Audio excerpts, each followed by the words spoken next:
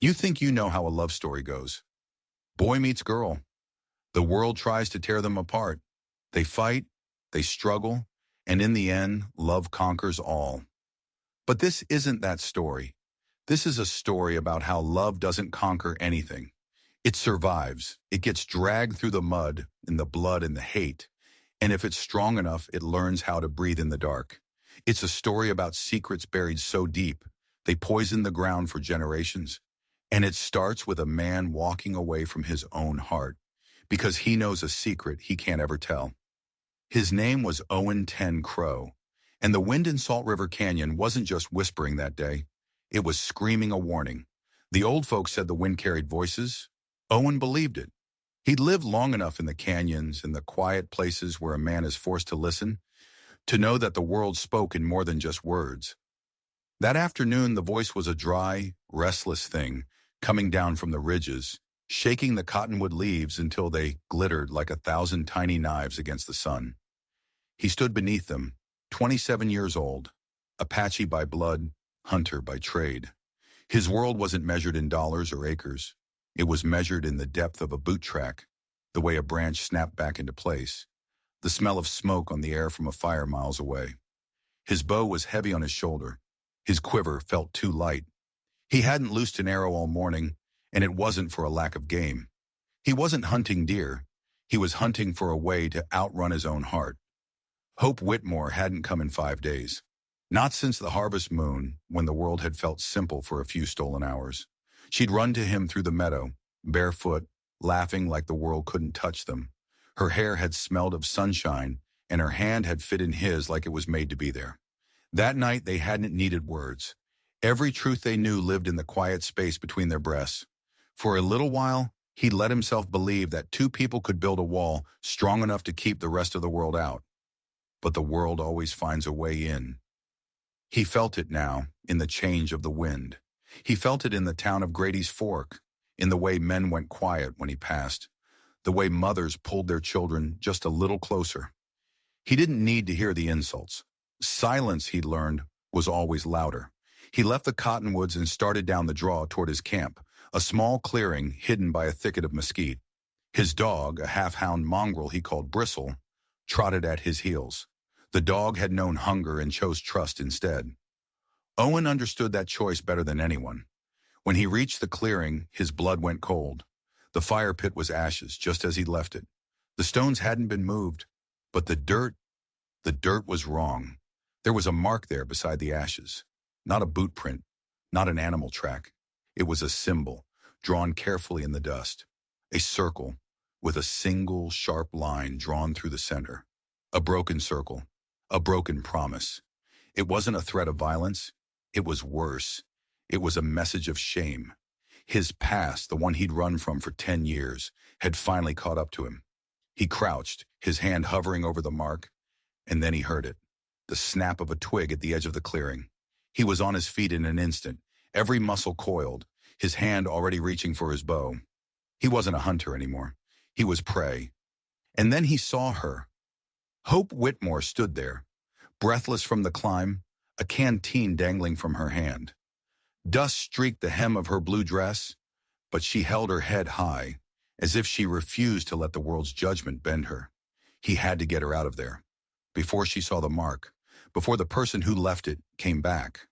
He quickly scuffed the dirt with his boot, erasing the symbol, his heart hammering against his ribs. "I waited," she said, and her voice was the purest thing in this ugly world. "You didn't come." He couldn't meet her eyes. He couldn't tell her that he hadn't come because he was a coward, that he was trying to protect her not from the town, not from her father, but from his own blood. "He spoke to you, didn't he?" she asked, stepping closer. "My father." He saw his chance, an excuse, a lie that sounded like the truth. He could use her father's hate to build a wall between them, a wall that might actually keep her safe. He hesitated, then gave a single sharp nod. Her jaw set. "And you stood there while he told you you're not fit to breathe the same air as me. That's what he does. He makes everything small enough to crush. He's your father, Hope." The words felt like ash in his mouth. "That doesn't make him right." She reached for his arm, her touch a spark against his skin. Don't let him chase you off, Owen. Don't let him decide for us. He had to do it. He had to break her heart to save her life. He pulled his arm away gently, but with a finality that made her flinch. You deserve more than me, Hope. Don't you dare, she whispered, her eyes widening. You deserve a home, he said, forcing the cruel words out. A man who can walk through town without shadows following him. You deserve peace. Her voice broke. I don't want peace if it means losing you. He closed his eyes, the image of that broken circle burned into the back of his eyelids. He had to be stronger than his love for her. He had to be colder than the fear that was gripping his soul. Love doesn't fill a pantry, Hope, he lied. It doesn't stop men from spitting when your name is tied to mine. I don't care. You should, he snapped, his voice harsher than he intended. He saw the wound land, saw the color drain from her face. He had to finish it. What we had, it was a game, a foolish girl, and a man who thought he was more than he is. Go home. Forget me. There's nothing for you here. For a long, terrible moment, she just stood there, frozen. Tears welled in her eyes, but she was a Whitmore. She refused to let them fall.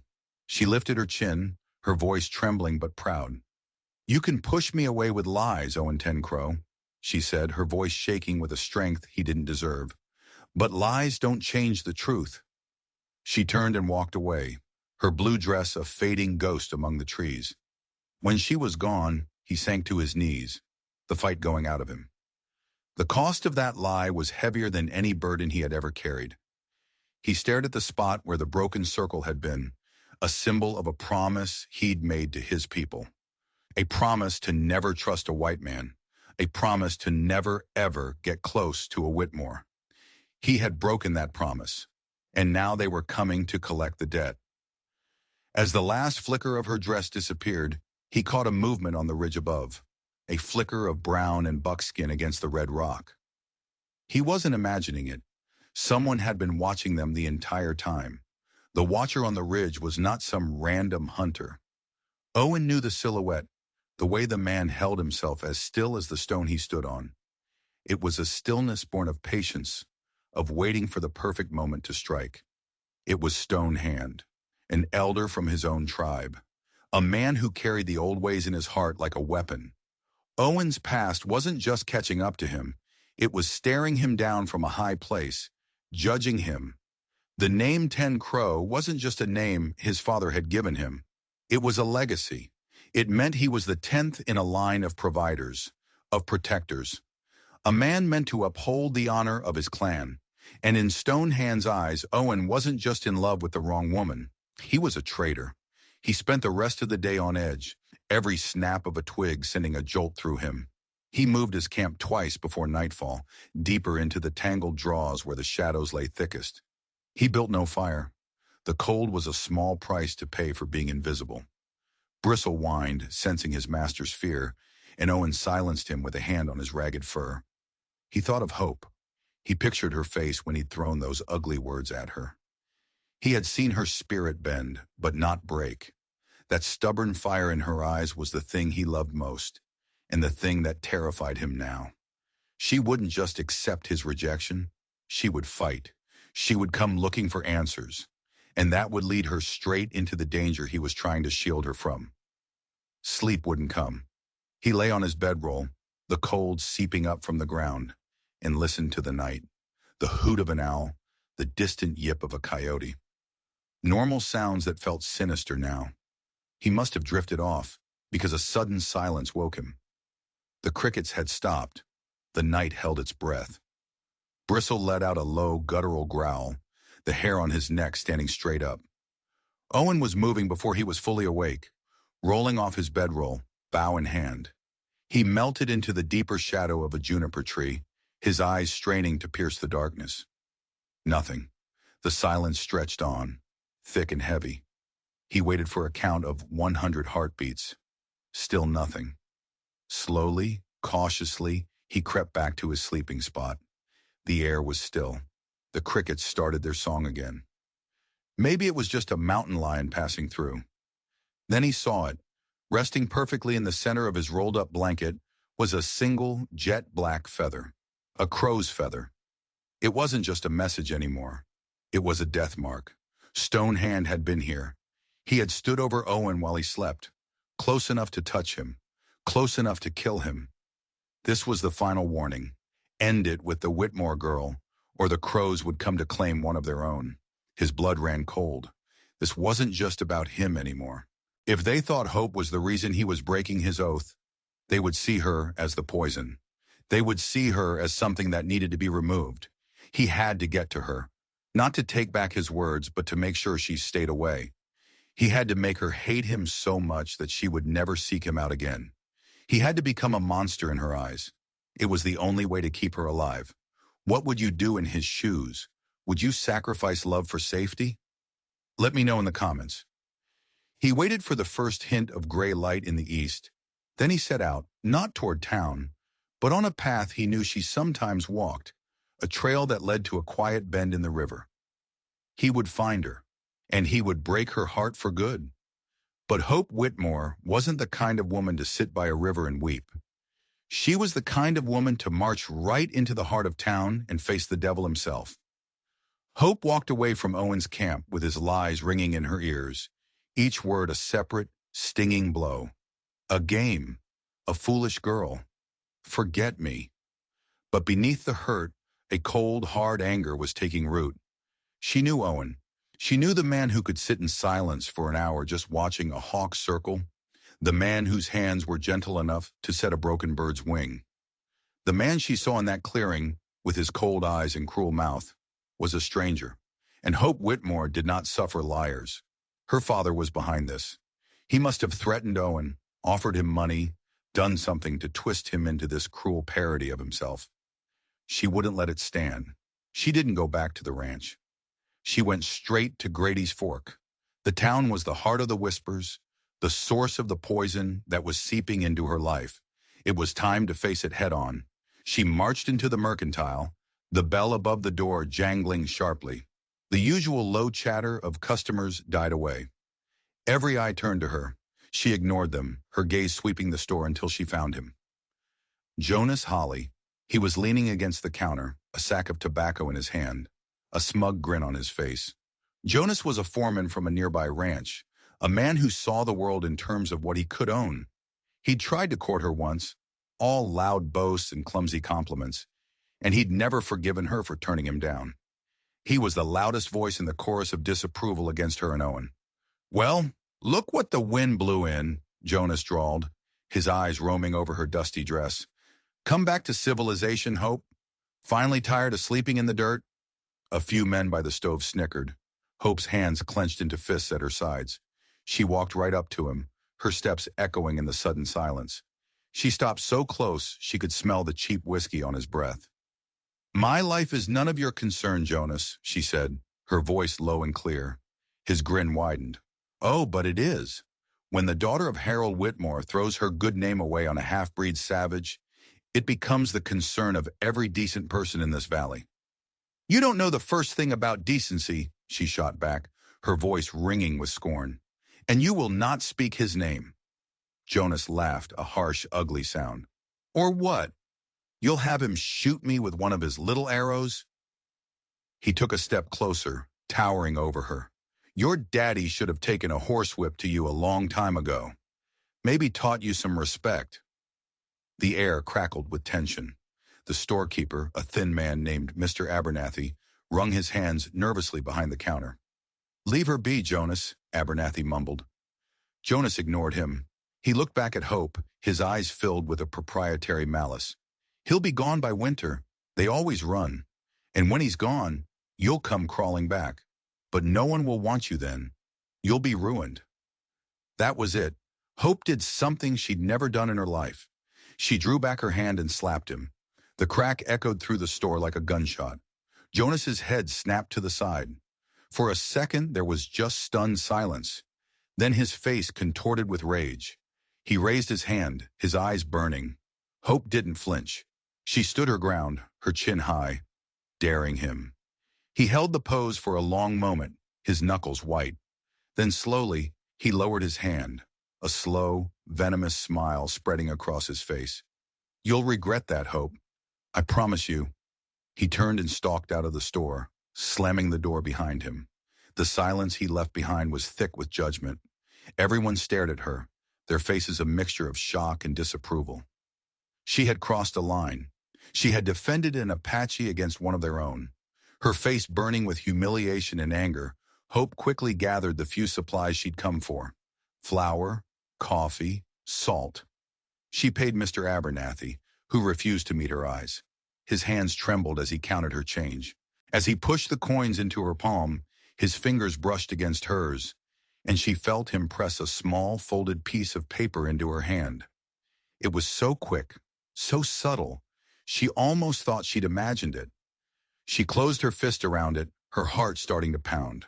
She didn't look at it until she was outside, hidden in the alley beside the store. Her hands shaking, she unfolded the scrap of paper. 4 words were scrawled in a shaky hand. Your father lies about everything. The note felt like a hot coal in her hand. Your father lies about everything. What did it mean? What could he be lying about? Hope's mind raced. The story was a town legend, a piece of Whitmore family history.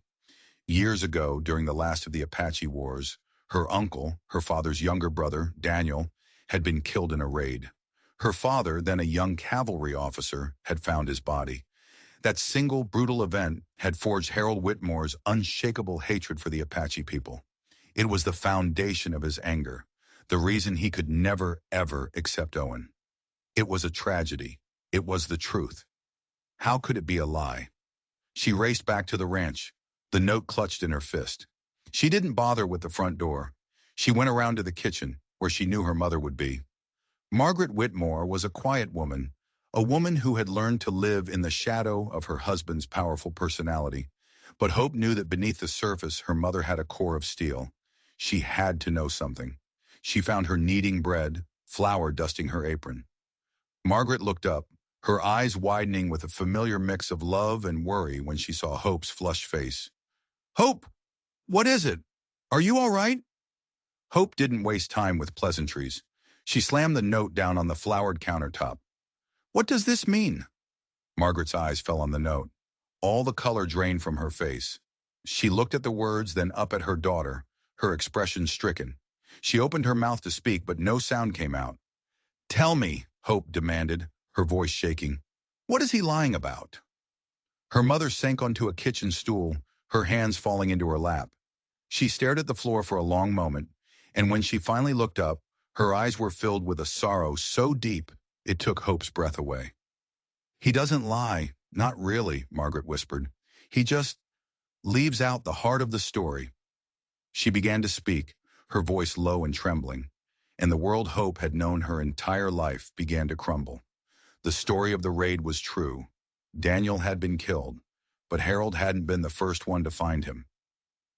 There was a woman, Margaret said, her voice barely audible. An Apache woman. She was a healer. She was there when the raiders attacked. She wasn't with them. She tried. Hope. She tried to save him. Hope felt a chill creep up her spine. What? She was tending to his wounds when your father and his men arrived. They saw her, covered in his blood, and they saw a killer. They didn't see the herbs she was using to try and stop the bleeding. They didn't see the poultice on his chest. Tears began to stream down Margaret's face. Your father, in his grief, he was blind with it. He raised his rifle.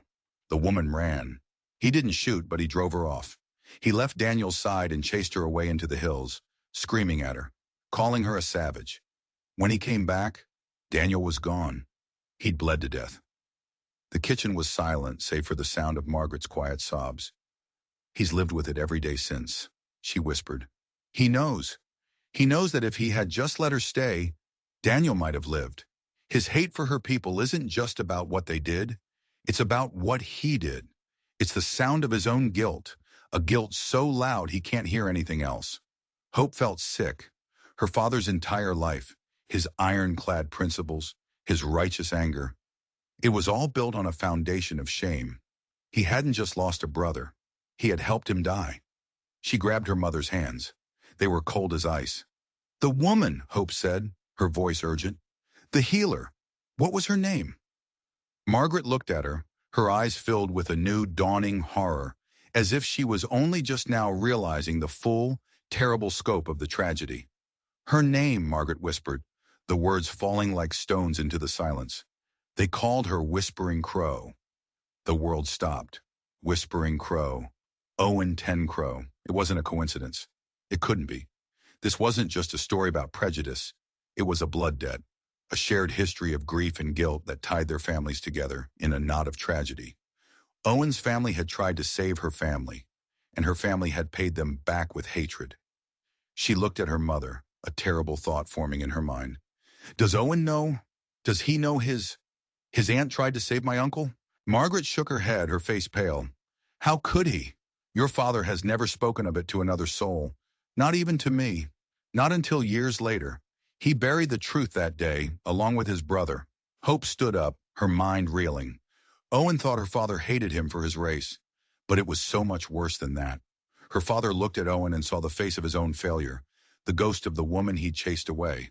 And Owen was trying to protect her from a town's gossip, when the real danger was a history he didn't even understand. She had to get to him. She had to tell him. This changed everything. She ran from the kitchen, ignoring her mother's cries. She burst into the stable, her hands shaking as she threw a saddle on her mare. She had to warn him.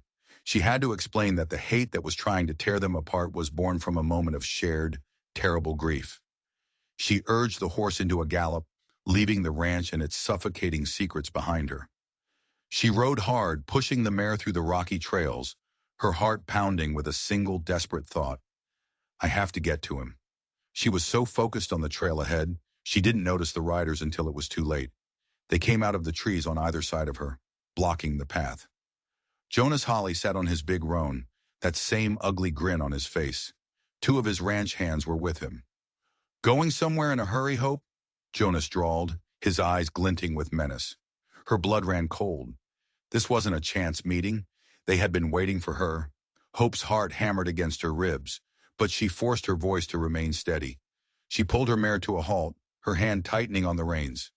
Get out of my way, Jonas! He laughed, a low, condescending sound that grated on her nerves. Now, why would I do that? I was just thinking we should have a little chat. You and me. He dismounted slowly, handing his reins to one of his men. He walked toward her, his steps deliberate, predatory. Your father is a worried man, Hope, he said, his voice dropping to a conspiratorial whisper. He's worried about you. So worried, in fact, that he hired me to persuade your Apache friend to leave the valley. Hope stared at him, stunned. You're lying. Am I? Jonas smiled. $100 in coin, a tidy sum. All I had to do was make life a little uncomfortable for him, scare him off. Harold never wanted you hurt, you understand. He just wanted his daughter back. It was a new kind of betrayal, one that cut deeper than she could have imagined. Her own father, paying this vile man to threaten the man she loved.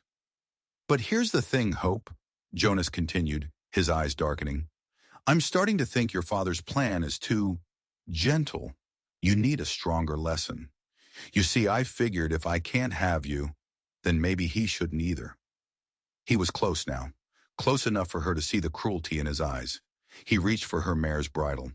We're going for a little ride, and when we're done, you won't be so quick to go running back to him. Panic, cold and sharp, seized her. She yanked back on the reins, trying to wheel the horse around, but one of the other men grabbed the bridle from the other side. They had her trapped. Let go of me, she screamed, kicking her feet free of the stirrups, ready to fight. Jonas just chuckled. There's nowhere to run. And then a voice cut through the air, low and cold as a river stone. Let her go. Every head snapped toward the trees. Owen stepped out of the shadows, his bow held loosely in his hand. He wasn't wearing a shirt, his chest and arms covered in streaks of mud and leaves. A ghost come out of the earth. His eyes were not the eyes of the man she loved. They were flat, ancient, and utterly without mercy. Jonas's grin faltered for a second, then returned, uglier than before. Well, well, come to save the day. You're a little outnumbered, friend. I'm not your friend, Owen said, his voice a low growl, and you have one chance to walk away from this. Jonas laughed out loud. You hear that, boys? He's giving us a chance. He turned back to Owen, his bravado swelling. You think that little stick scares me? I'm going to break it over your head. He took a step toward Owen, and Owen moved. It wasn't a charge. It was like watching a storm break. One moment he was standing still, the next he was a blur of motion. He didn't use the bow as a weapon. He dropped it, and in the same fluid movement, he closed the distance to Jonas, his fist connecting with Jonas's jaw with a sickening crack. Jonas staggered back, shock and pain on his face. The two ranch hands spurred into action, lunged at Owen from either side. It wasn't a fight, it was a dismantling.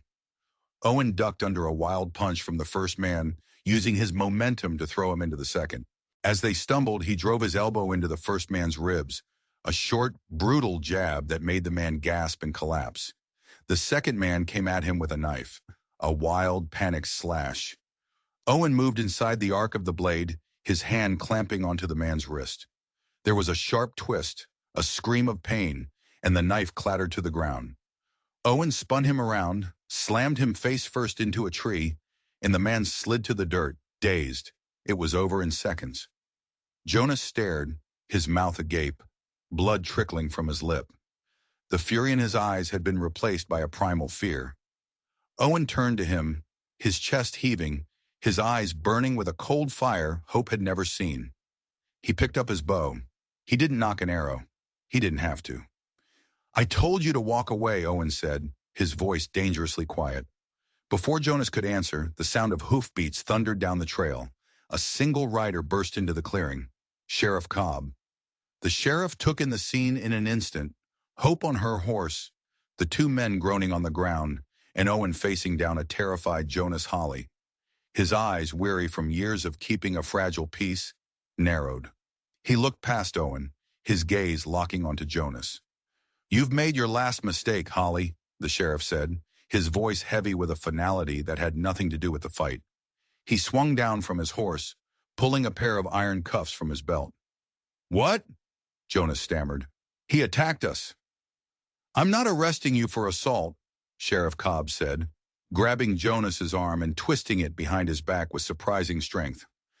I'm arresting you for cattle rustling. Seems a number of ranchers have been missing head for months, including, as it turns out, your own boss. He snapped the cuffs on Jonas's wrists. Harold Whitmore is going to be very interested to hear how his own foreman has been robbing him blind.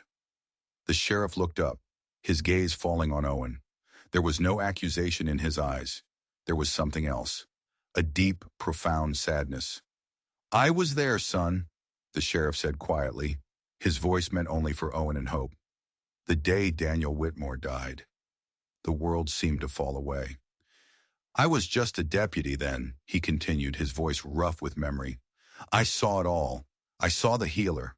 I saw Harold chase her off. It was the worst mistake a good man ever made. He looked at Owen, his eyes filled with a decades-old regret. Harold's not a bad man. He's a haunted one. And every time he looks at you, he sees the ghost of the woman he wronged.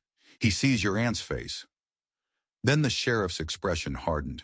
He looked around the clearing, at the darkening woods, as if sensing something else out there.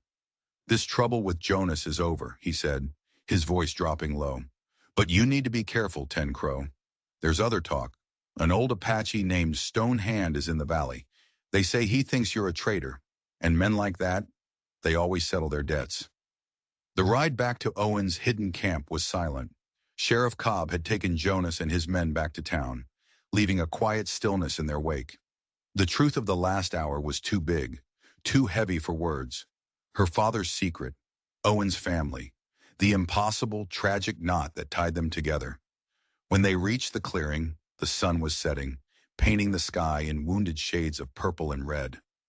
Owen finally turned to her, his face grim, the fury from the fight replaced by a deep, weary sorrow. Everything the sheriff said, Hope began, her voice trembling. It's true, my mother told me. Her name was Whispering Crow. Owen closed his eyes, his jaw tight. He walked over to his cold fire pit and crouched down, running a hand through the ashes. He was silent for so long, Hope thought he might never speak again. When he finally looked at her, his expression was shattered. I never knew, he whispered. My family, they spoke of her. They said she was a great healer. They said she was lost in the wars, that she died helping someone from the other side. They never knew who. They called her a martyr. He shook his head, a look of bitter irony on his face. They didn't know she died because of a Whitmore, because of your family. And my father didn't know he was driving away the aunt of the man his daughter would one day love, Hope said softly, stepping closer. It's not just your tragedy, Owen. It's ours. He looked up at her, his eyes filled with a pain that mirrored her own. Stone Hand knows the story, he said, his voice flat. But he doesn't know the part about your father's guilt. He only knows an Apache healer died because of the cavalry. He sees me with you, and he sees the ultimate betrayal. He sees me spitting on her grave. The weight of it settled between them. The town's hatred seemed so small now, so petty compared to this. This was a blood feud, a generational wound that had been left to fester in the dark. He will come for you, Hope whispered. Owen nodded slowly. Tonight. As darkness fell, a new kind of tension filled the camp. This wasn't the fear of a bully like Jonas.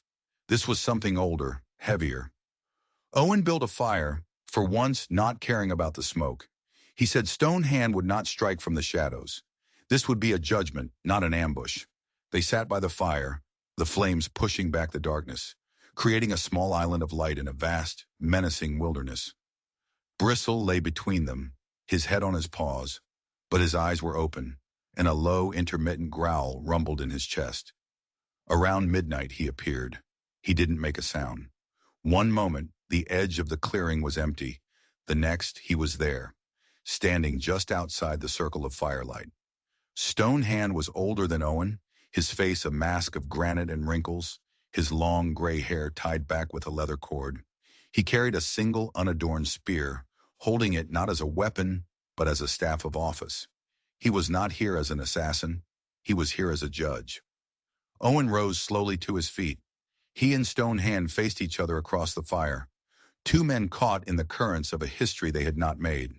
You shame your name, Ten Crow, Stone Hand said, his voice like the scrape of rock on rock.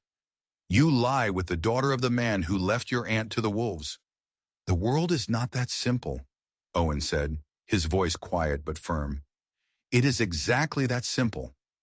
Stone Hand's voice rose, filled with a cold fury. There is us, and there is them. There is the memory of our dead, and there are those who killed them. You have chosen their side. You have chosen to forget. I have forgotten nothing, Owen countered. I carry the memory of Whispering Crow with me every day, but I will not let her memory be a cage of hate that traps another generation. It is not a cage, it is honor. Stone Hand took a step forward, his eyes burning with conviction. You were meant to be a leader, to carry the stories of our people.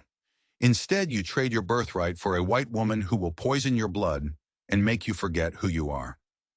He raised the spear, pointing the tip not at Owen, but at Hope. She is the ghost of their guilt. She must be cast out. And you must pay the price for your betrayal. The threat hung in the air, heavy and absolute. Owen's hands clenched at his sides. He was ready to fight, to die, right here, to protect her. But then something shifted. Hope stood up. She moved to stand beside Owen, her small frame looking impossibly fragile next to the two powerful men. But her eyes were clear and steady. She looked directly at Stone Hand, and she did not flinch. You are wrong, she said, her voice ringing with a strength that surprised them all. Stone Hand's eyes narrowed. This is not your place, girl. It is my place, she insisted, stepping forward, closer to the fire. You speak of honor and memory, but you only know half the story. You say my father is the man who left your aunt to die. And he is. But he is also the man who has been dying inside every day since. His hate is not the sound of pride. It is the sound of shame. He drove her away, and in doing so, he helped kill his own brother. She looked from Stone Hand's stunned face to Owen's. The tragedy of that day doesn't belong to just one family. It belongs to both of us. The blood that was spilled created a debt for my family, but it created a wound in yours. We cannot heal separately. She took another step, her eyes pleading with the old man. Don't you see? Your way, the way of honoring the past with hatred, it keeps the wound open forever. It demands more blood. Owen is not choosing their side over yours. He is choosing a future where there are no sides. He is choosing to heal the wound, not deepen it. The clearing was utterly silent. The fire crackled, spitting sparks into the night. Stone Hand stared at her, his stone-faced expression unreadable. He had come here expecting a confrontation with a traitor. He had not expected to be confronted with a truth that was more complex and more painful than the simple story of hate he had carried for years. He slowly lowered his spear. He looked at Owen, and then back at Hope.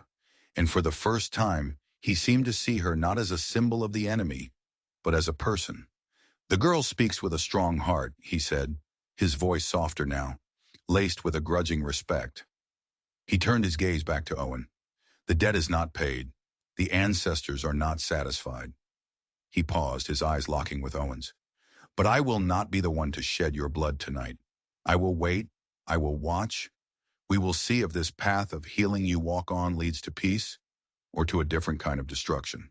And as quickly and silently as he appeared, he turned and melted back into the darkness, leaving them alone with the crackling fire and the weight of his words. The immediate danger was gone, but a shadow still lingered. They were truly on their own now, caught in a no-man's land between two worlds, with only each other to hold on to.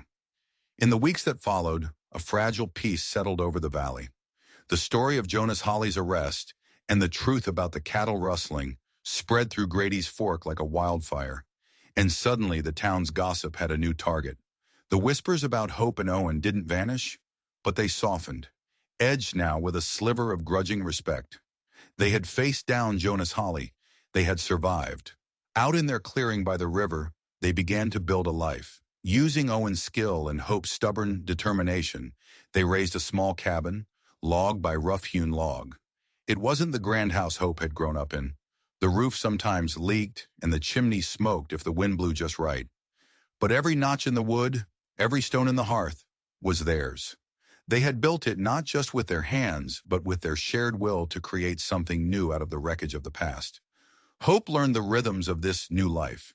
She learned to mend snares with fingers that were once used to embroidery, to cook over an open fire, to find a quiet joy in the simplicity of their existence. Owen, in turn, learned to let her in completely. He taught her the names of the stars in the Apache tongue, and she taught him how to laugh at the crooked rafters he'd set. They lived with very little, but they were rich in a way that money could never buy. At night, with the fire burning low and her head on his shoulder, the hatred of the world felt 1,000 miles away. One afternoon, a figure appeared at the edge of the clearing. It was Margaret Whitmore. She carried a basket filled with fresh bread, jam, and a folded piece of cloth. She didn't stay long. The words between mother and daughter were few, strained by the chasm that had opened between their worlds. But before she left, Margaret turned to Owen. She looked at him for a long moment, her eyes filled with a history of sorrow and a flicker of something new. Hope. She reached out and briefly touched his arm. Thank you, she whispered. For what, she didn't say. For loving her daughter. For surviving. For showing her a strength her husband had lost. After she was gone, Hope unfolded the cloth. It was a baby blanket, beautifully sewn, the edges embroidered with delicate yellow flowers. It was a peace offering, an apology, a promise.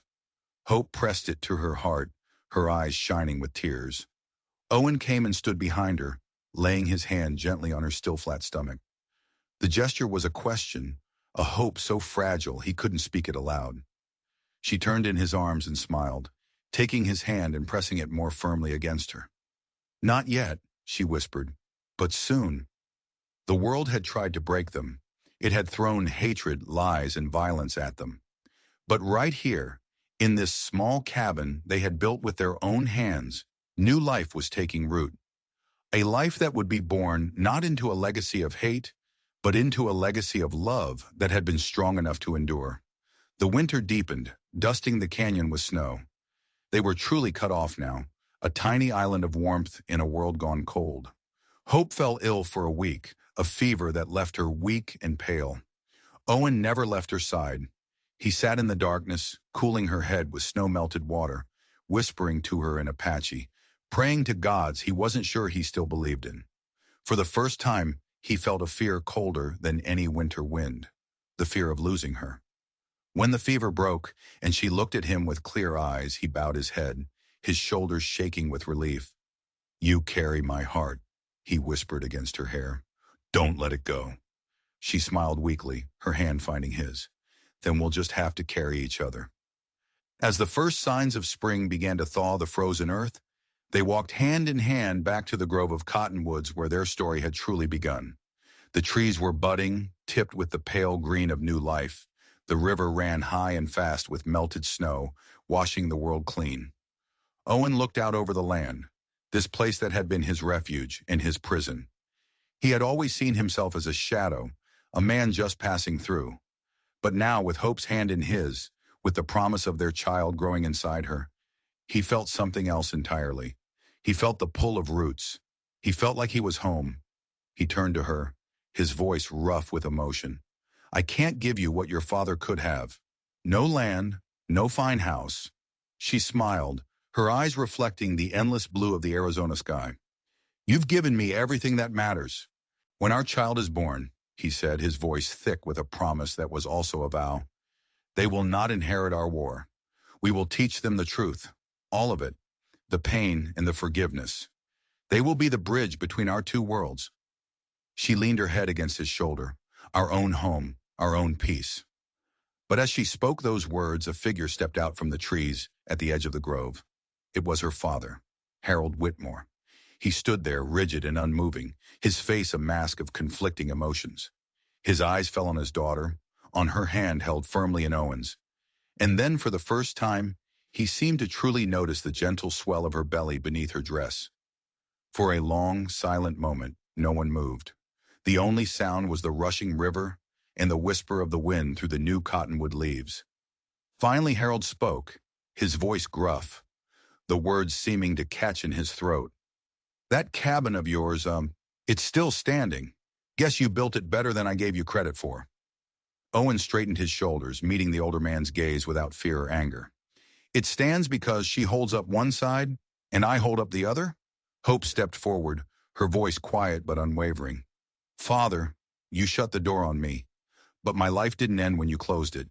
It began." Harold's jaw tightened. His gaze shifted to Owen, and for a second the old, familiar bitterness flared in his eyes. But then he looked back at his daughter, at the undeniable proof of the new life she carried, a life that was both Whitmore and Ten Crow. And something inside the old man, a wall of pride and guilt he had been building for 30 years, finally cracked. He let out a long, weary breath, the fight seeming to drain out of him. "Cottonwood's a soft wood," he said, his voice raspy. "It bends, doesn't break easy."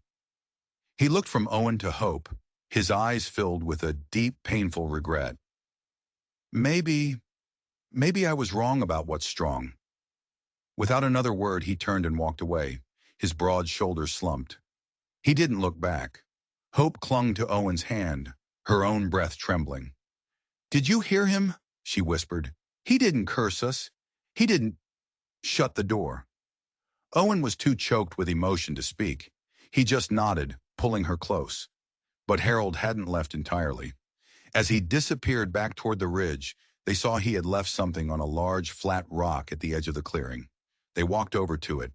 It was a thick leather satchel. Owen opened it. Inside, nestled among a few tools and a bag of coins, was a folded piece of paper, sealed with wax. Hope broke the seal. She unfolded it, her eyes scanning the legal writing. It was a deed to 100 acres of rich bottomland along the river, not far from where they stood. The land was now legally registered in the name of Owen Ten Crow. It wasn't a gift. It was restitution. An apology written on paper, a debt paid not in anger, but in land, a chance for a new beginning. That night they sat by their fire, the deed resting between them. The stars wheeled overhead in an endless, silent dance. The world was still filled with whispers and shadows, but here, in the circle of their arms, There was warmth and there was light. Hope leaned her head on Owen's shoulder. "We have a long road," she whispered. He kissed the top of her hair. "We'll walk it together." The cottonwoods murmured their secrets to the night sky, and in their sound Owen heard a single word, spoken not as a burden, but as a promise. Hope. For the first time in his life, he truly believed it. If you were moved by Owen and Hope's journey, and you believe that love is worth fighting for, no matter the cost, then do me a favor. Hit that like button and subscribe to the channel. Your support means I can keep bringing you stories about the quiet courage it takes to hold on when the world tells you to let go. Thanks for listening.